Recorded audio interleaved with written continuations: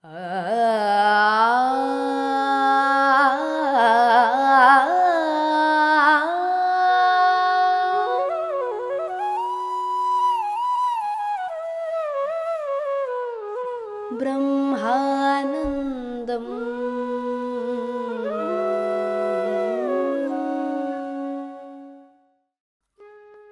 नमस्कार दोस्तों, ब्रह्मानंदम शो में एक बार आपका फिर हार्दिक स्वागत है। A thousand seeds of joy Anand Karnesh ji द्वारा रचित यह अद्भुत किताब, इसमें से हम आपस में विवेक बांट रहे हैं। दोस्तों, हम जिस अध्याय के जरिए गुजर रहे हैं वो है 33वां अध्याय, जिसका नाम है शक्तिकृत स्त्री तत्व का उत्थान। तो आइए दोस्तों, माँ से हम उस प्राचीन संस्कृति के बारे में जानें जहां हर एक व्यक्ति आध्यात्मिक मार्ग में बड़े प्रेम, आनंद, संतुलन और समन्वयता के साथ आगे बढ़ रहा था। स्त्रियां एक अतीन्द्रिय शक्ति अपने आप में रखती थी, जिसके कारण वो हमेशा प्रकृति से, नक्षत्र मंडल से, सौर मंडल से संपर्क में रहती थी। अपने शरीर को बहुत पवित्र माना जाता था। अपने शरीर के भागों को ढकने की कोई आवश्यकता कोई महसूस नहीं करता, क्योंकि शरीर को एक मंदिर माना जाता था और उसके जो ऑर्गन्स हैं उसके प्रति कोई शर्म या ग्लानि कोई नहीं महसूस करता था। तो यहाँ पर आनंद करनेश जी माँ से पूछते हैं कि माँ, जो हमारे अंदर पैशन होता है, पैशन के बारे में दो चीजें मैंने जानी हैं। ऐसे लोग हैं जो ऐसा विश्वास करते हैं कि कुछ धर्मों में उस मार्ग पर चलने से अपने अंदर के पैशन को दबाना पड़ता है। कुछ सभ्यता ऐसे होते हैं जहां पर अपने अंदर के जुनून को, पैशन को बाहर हमेशा नहीं रख सकते, तो ऐसे लोग भी उसे दबा कर रखते हैं। तो एक वर्ग के लोग वो हैं जो अपने धर्म और अपने संस्कृति के बिलीफ्स के कारण अपने अंदर के पैशन को दबा के रखते हैं।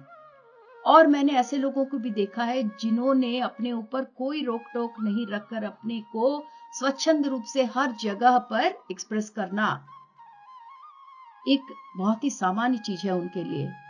तो आनंद करनेश जी माँ से पूछते हैं कि ये जो दोनों वर्ग के लोग हैं, बहुत ही एक्सट्रीम है ये लोग।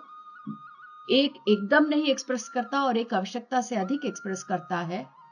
तो दोनों वर्गों के लोगों को जब मैं देखता हूं तो उनको देखकर मुझे लगता है कि उनके अंदर जो भी है वो असंतुलित है। ज्यादा अपने आप को एक्सप्रेस करना या एकदम एक्सप्रेस नहीं करना। तो माँ, क्या आप हमें बता सकती है कि सही बर्ताव क्या होगा, या अपने अंदर के जो पैशन है उसको हम जब एक्सप्रेस करते हैं तो हमें क्या ध्यान में रखना चाहिए? तो माँ कहती है, बेटा, अलग अलग सभ्यता, अलग अलग समाज इस बारे में अपने अपनी सोच विचार रखते हैं कि अपने अंदर के पैशन को किस प्रकार बाहर लाना चाहिए, क्या गलत है, क्या सही है। सबकी अपनी अपनी सोच है। माँ कहती है कि सबको अपनी स्थिति देखनी चाहिए, पहले अपनी स्थिति को एग्जामिन करना चाहिए, अपने जो विचार हैं उसको प्रश्न करना चाहिए, और अपने अंदर की जो चाह है उसको भी प्रश्न करना चाहिए। तो पैशन को किस प्रकार बाहर रखना है, ये सोचने के पहले सब अपनी अपनी परिस्थितियों को एक बार एग्जामिन करें। माँ कहती है कि कोई भी आवश्यकता से अधिक या आवश्यकता से कम चीज सही नहीं है। यहाँ पर माँ ने हमें कुछ गाइडलाइंस दिए हैं। माँ कहती है कि बेटा, नियम है जो मैं बताने वाली हूँ, इसके कारण तुम्हें समाज में अपनी बात रखने के लिए, अपने पैशन रखने के लिए इतनी दिक्कत नहीं होगी। समाज से तुम्हें अप्रूवल जल्दी मिल जाएगा। पर जो चीजें समाज से एक्सेप्टेंस मिलती है वो शायद ही तुम्हारे मन की बात को बाहर नहीं रख पाए।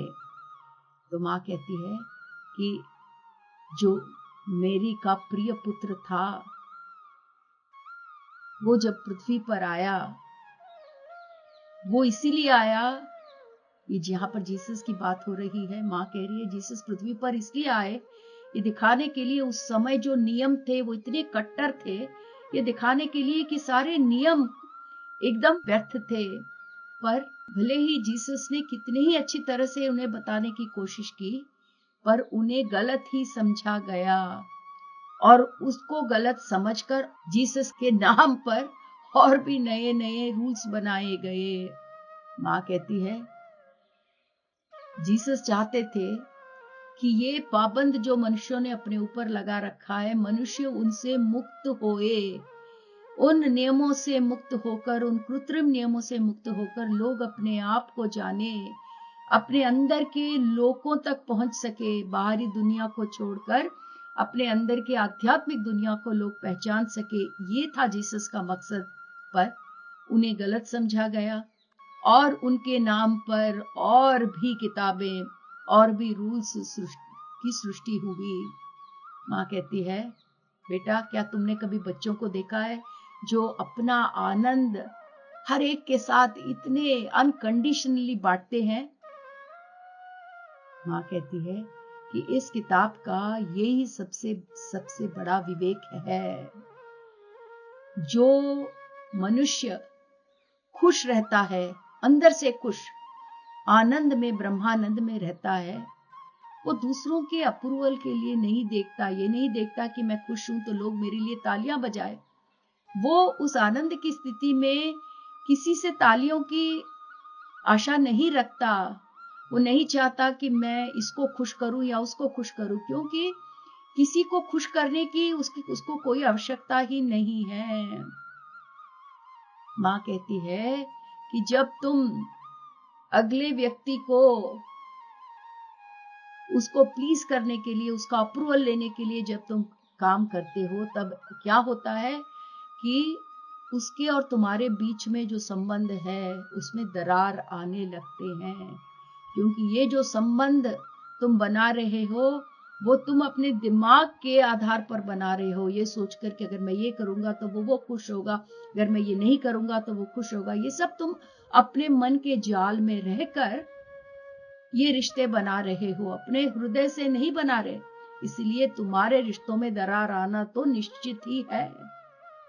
माँ कहती है ऐसे लोग जो रिश्तों को भी सूझबूझ कर लॉजिक और प्लान के साथ बनाते हैं, वो इसलिए करते हैं क्योंकि उनके हृदय में अभाव है, उन्हें चीजों की तृप्ति नहीं है, उनके हृदय में समृद्धि नहीं है, उनके हृदय में आनंद नहीं है।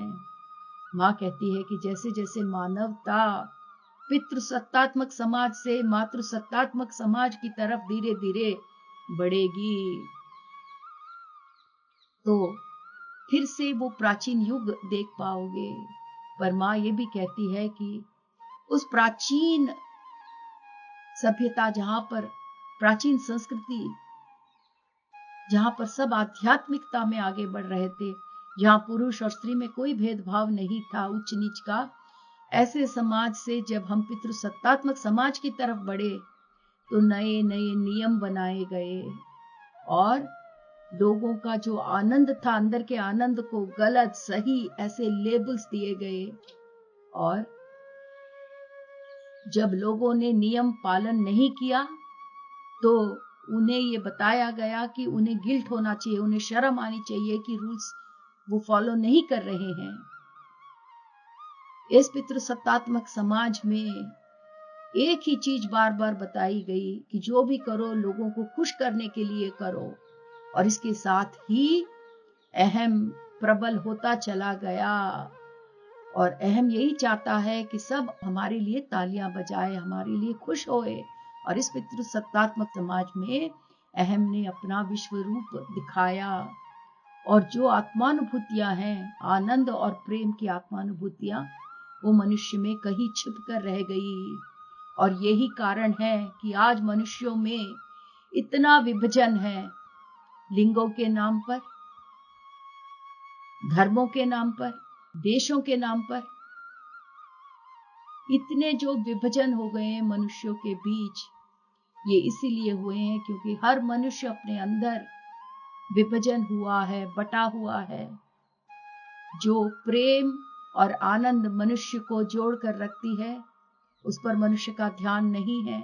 मनुष्य का जीवन अहम पर टिका हुआ है, इसीलिए मनुष्य बटकर रह गया है।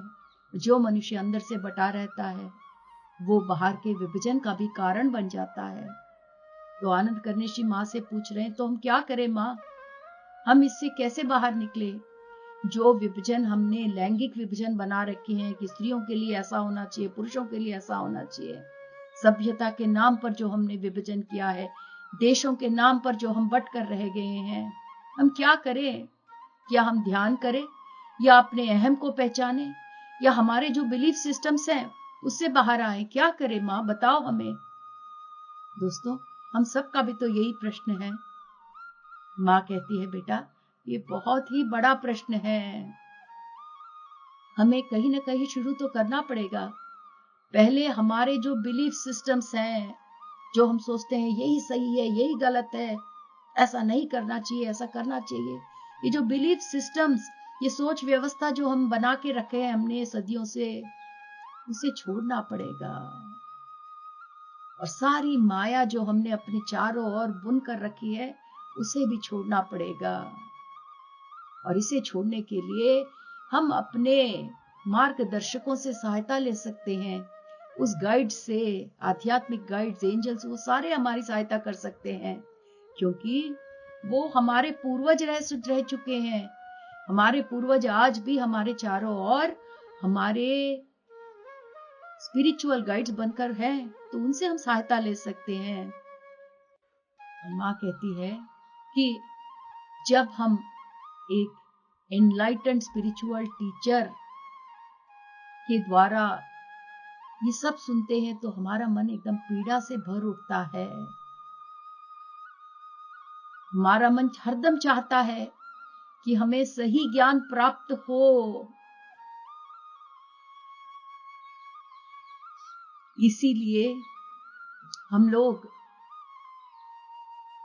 कई जगहों पर जाते हैं, रिट्रीट्स पर जाते हैं, आध्यात्मिक यात्रा पर जाते हैं, ताकि हम अपने मन को बदल सके या हम ये समझ सके कि हमारे लिए क्या जरूरी है, क्या नहीं है। हम ये जान सके कि हमारे शरीर के लिए, हमारे आत्मा के लिए हमें क्या करना चाहिए। माँ कहती है कि हर एक मनुष्य में ये पीड़ा है, भले ही वो नहीं जान पा रहे हैं कि वो क्यों सफर कर रहे हैं, सबके अंदर ये पीड़ा है। वो चाहते हैं कि उन्हें सही ज्ञान प्राप्त हो और अपने अंदर के दुनिया तक वो पहुंच सके। माँ कहती है कि जब भी कोई मनुष्य अत्यंत पीड़ा के दौर से गुजरता है, वो काली रात ही उसे फिर एक नई सुबह तक ले जाती है।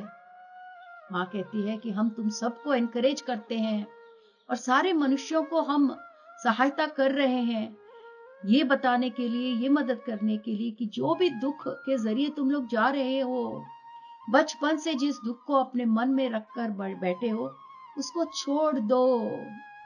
माँ कहती है कि ऐसे कई एंजल्स हैं जो तुम सब लोगों को इस प्रक्रिया में बहुत सहायक हो सकते हैं।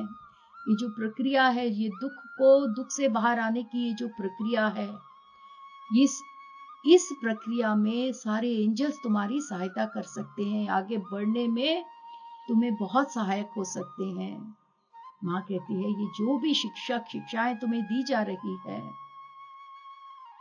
इसके द्वारा कई मनुष्य अपने आप को शांति और हार्मनी में पाएंगे। और धीरे धीरे इन शिक्षाओं द्वारा ही, कितनी शिक्षाएं हमने प्राप्त की है दोस्तों माँ के द्वारा। माँ कहती है और इन शिक्षाओं के द्वारा ही अंत में अपने आप को अपने पूर्णात्मा से कनेक्टेड पाकर आनंद में हर मनुष्य भर जाएगा। माँ कहती है कि ये जो आध्यात्मिक यात्रा की ये जो बड़ी जहाज है जिसमें हम सब बैठ के जा रहे हैं, उसमें हर एक मनुष्य के लिए जगह है। ऐसा नहीं कि इस आध्यात्मिक यात्रा सिर्फ कुछ लोगों के लिए है, हर एक के लिए इसमें जगह है। और ये जो दिव्य आत्माएं हैं, हर एक की सहायता करने के लिए तत्पर हैं। माँ कहती है कि हम दिव्यात्माओं का ये ही कार्य है, यही हमारे सामने महान कार्य है कि मनुष्यों की सहायता करके उनका उत्थान कर सके। क्योंकि इस समय पर कई मनुष्य कई यातनाओं से पीड़ित जिंदगी जी रही हैं। और जो भी ये शिक्षाएं सुन रहे हैं, तुम लोगों के पास ये चॉइस है कि तुम दूसरों की मदद कर सको। जो अपने जिंदगी को दुख भरी जिंदगी सोच रहे हैं, ऐसे लोगों की आप मदद कर सकते हो। उन सबको दिव्य आत्माओं के बारे में बता सकते हो। उन सबको ये कह सकते हो कि हम लोग हमेशा सबकी मदद करने के लिए तैयार हैं।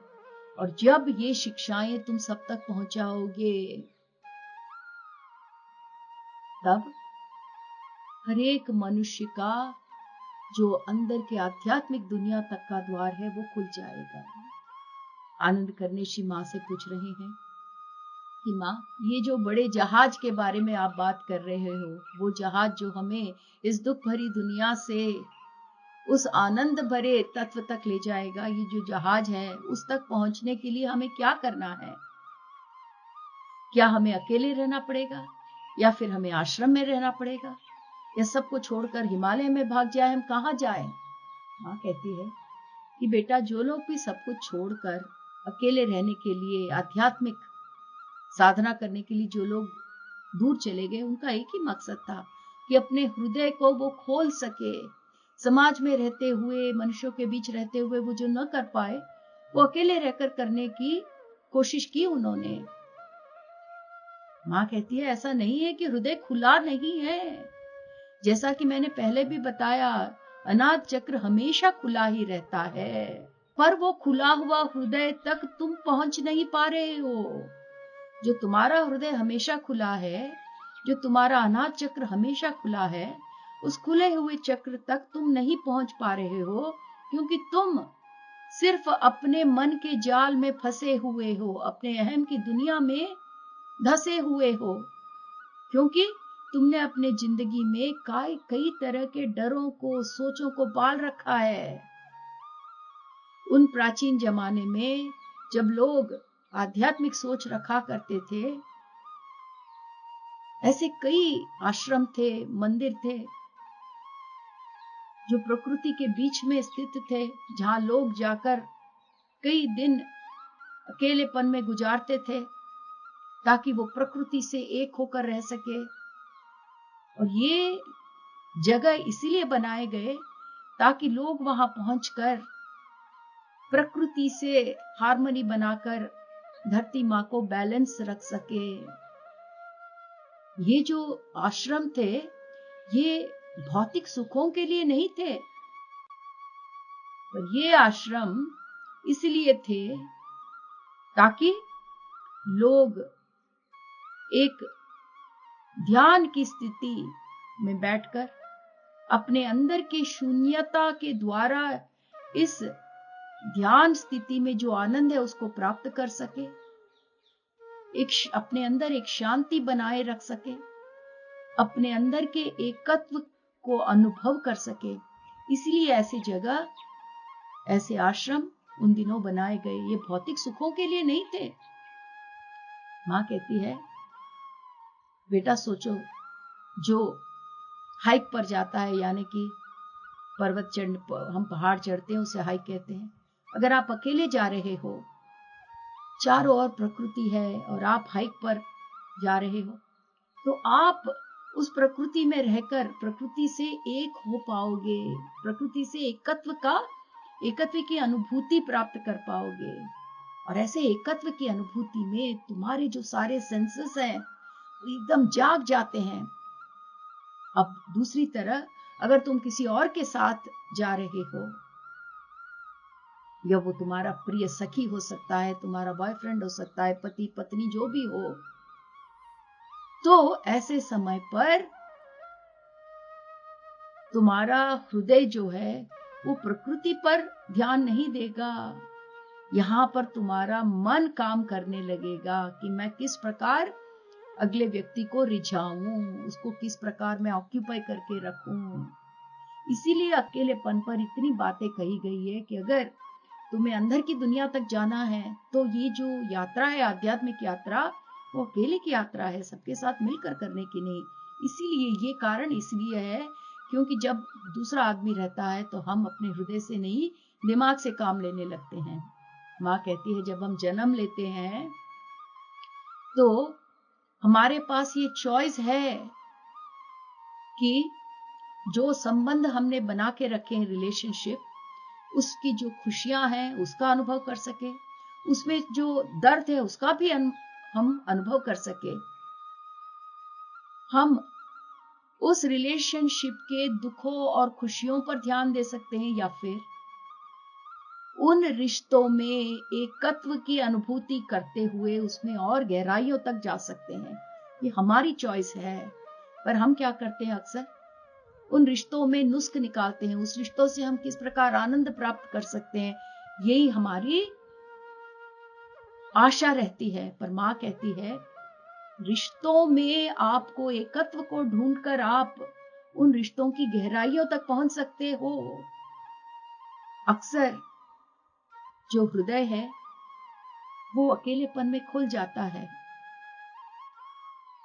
जब अकेलेपन में आप ध्यान की स्थिति पर रहते हो तब सारी मोह माया जो है आपके चारों ओर, जो अहम के कारण होती है, वो पिघल जाती है। और जैसे ही मोह माया चारों ओर की पिघल जाती है तो आप अकेलेपन में अपने हृदय तक पहुंच जाते हो।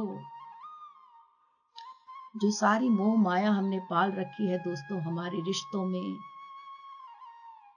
ये सारे मोह अपने आप गिर जाते हैं जब हम अकेले रहते हैं। तो माँ कहती है विष्णु और मेरे संबंध को देखो। विष्णु जी हैं, महाविष्णु जी, उनके और मेरे संबंध को देखो।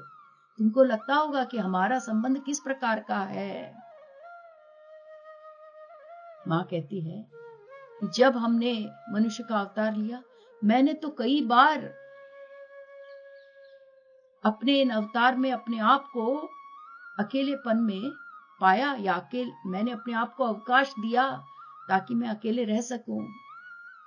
भौतिकत्व में रहकर भी, मन होते हुए भी मैंने मन के परे जाकर शून्यता को अनुभव किया। मां कहती है कि जो मेरा हृदय है, जो मेरे मध्य में है, उस हृदय से मैंने जीना चूज किया। परमानंद क्या होता है, ये हृदय में रहकर मैंने उसकी अनुभूति की। मैंने अपने आप को अपने प्रियतम यानी कि विष्णु जी के अंदर रखा और उनके चारों ओर भी अपने आप को रखा, यानी कि विष्णु जी से मैं एकत्व के भाव में जुड़ गई हूं। तो मेरी जो उपस्थिति है वो उनके अंदर भी है, उनके चारों ओर भी है।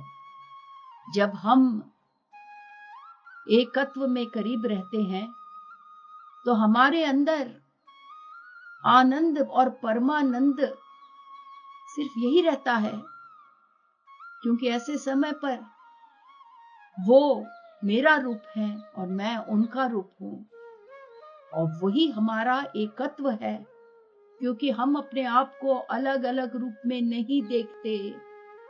और यही हमारे रिश्ते की गहराई है। इतनी खूबसूरती से माँ ने अपने और विष्णु जी के संबंध के बारे में हमें समझाया है। हमको, मनुष्यों को जो संबंधों में सिर्फ भौतिकता देखते हैं, यहां पर माँ कह रही है कि मन से परे जाकर उस शून्यता से जब हम अपने संबंध को, रिलेशनशिप को देखते हैं तो हम एक दूसरे के हृदय में स्थित हैं। और जब हम एक दूसरे के करीब हैं तो अलग अलग नहीं है, हम दोनों एक हैं। यही हमारा एकत्व है। दोस्तों, आज का एपिसोड हम यहां समाप्त करते हैं। इतने अद्भुत रूप से हमने जाना कि रिश्ते क्या होते हैं, रिश्तों को किस प्रकार निभाना चाहिए। अगले एपिसोड में हम और भी डिटेल में मां से जानेंगे। धन्यवाद।